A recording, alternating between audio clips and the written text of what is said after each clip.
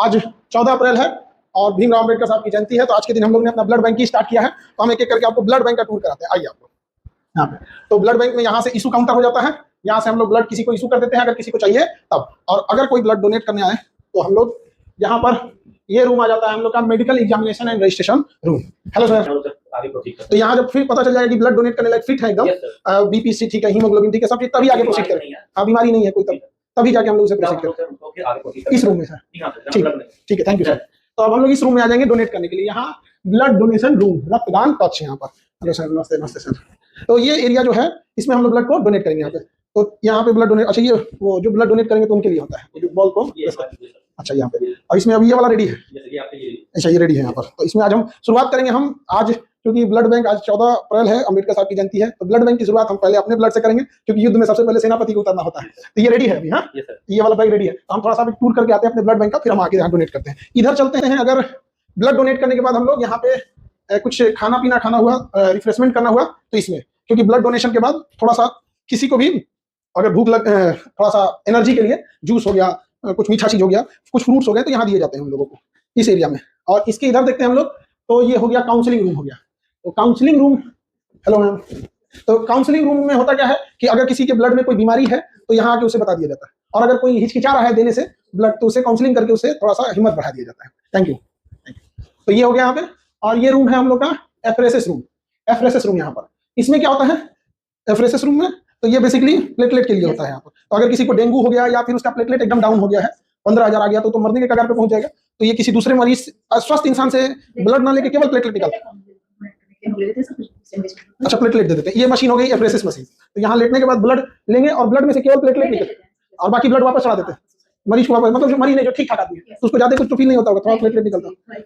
और whole blood से तुलना में उसके लिए जो डोनर है उसके लिए ज्यादा ठीक है, ज्यादा ठीक है। अच्छा, उसको ज्यादा कुछ तो फील नहीं होता होगा, थोड़ा प्लेटलेट निकलता है। और होल ब्लड से तुलना में उसके लिए जो डोनर है उसके लिए ज्यादा ठीक है, ज्यादा ठीक है। अच्छा, अब हम लोग यहाँ से ब्लड लेने के बाद कहाँ जाते हैं लोग? अच्छा, ये ब्लड बैंक का सारा सिस्टम अलग रहता है अंदर। हाँ, ये लोग का अलग रहेगा, सब कुछ सेपरेट यहाँ पर। ये हो गया हम लोग का सेरोलॉजी डिपार्टमेंट। सेरोलॉजी डिपार्टमेंट, इसमें हम लोग का बीमारी वगैरह की जांच वगैरह करके और फिर इसमें हम लोग ब्लड को रख देते हैं। ये मशीन हो गई ब्लड रखने के लिए, इसके अंदर हम लोग मशीन को रख देते हैं। डॉक्टर लोग समझेंगे इसको बेहतर ढंग से। ये रिकॉर्ड रूम हो गया इसमें। अच्छा, इसमें पूरा रिकॉर्ड मेंटेन होगा, कौन क्या किया कितना नहीं यहाँ पे, और जो ब्लड बैग वगैरह सब यहाँ रखते हैं, स्टोरेज एंड रिकॉर्ड में यहाँ पर। और ये सबसे इम्पोर्टेंट चीज, टीटीआई रूम। कोई भी बड़ी बीमारी वगैरह तो नहीं है ब्लड में, उसकी यहाँ पे जांच होगी। यहाँ पर ये पूरा प्रॉपर इस मशीन से जांच होगी। अच्छा, उसका डिजिटल डेटा इससे रख लेंगे हम लोग। अच्छा, डिजिटल डाटा रखने के लिए काम आएगा, और बाकी इसे मैनुअल के भी काम करेगा, डिजिटल भी काम करेगा। ठीक है।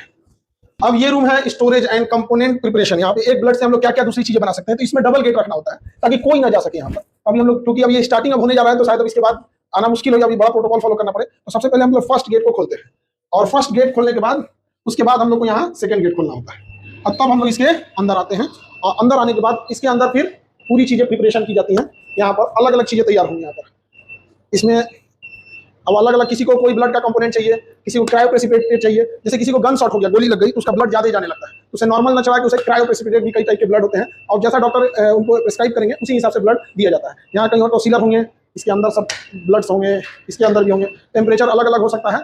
अब इसका टेम्परेचर अगर हम देखेंगे तो -80 डिग्री होगा इसके अंदर। इंसान का क्या हाल होगा -80 डिग्री पे? इसका टेम्परेचर है -40 डिग्री सेल्सियस, -40 डिग्री सेल्सियस। और ये हो गया आपका अलग टाइप का, ये सब में ब्लड्स रखे रहेंगे। और ब्लड के लिए जो यूज के लिए जो रिएजेंट्स होंगे वो सब इसमें होंगे यहाँ पे रिएजेंट। अच्छा, ये मूवमेंट कर रहा है बस, प्लेटलेट खराब ना हो इसलिए। अच्छा, प्लेटलेट लगता है तो उसे मूव कराना होता है, और अगर मूव नहीं करेंगे तो प्लेटलेट खराब हो जाएगा। एक्टिव रहने के लिए प्लेटलेट को, अच्छा, प्लेटलेट का लाइफ कितने दिन है? 7 दिन। अच्छा, बहुत सबसे कम लाइफ है उसी का रहता है प्लेटलेट का। अब डेंगू का टाइम आएगा तो सबसे ज्यादा इसी का डिमांड आ जाता है यहाँ पर। तो अब हम लोग इधर चलते हैं अपने ब्लड बैंक से। ये टीटीआई रूम हो गया, ये सेरोलॉजी डिपार्टमेंट। यहाँ से इशू काउंटर हो जाएगा, यहाँ से किसी को जब फाइनल इशू होगा तो यहाँ से इशू काउंटर हो जाएगा यहाँ पे। हाँ, यहाँ और इस एरिया में अब हम लोग चल के ब्लड को अब अपना डोनेट करते हैं।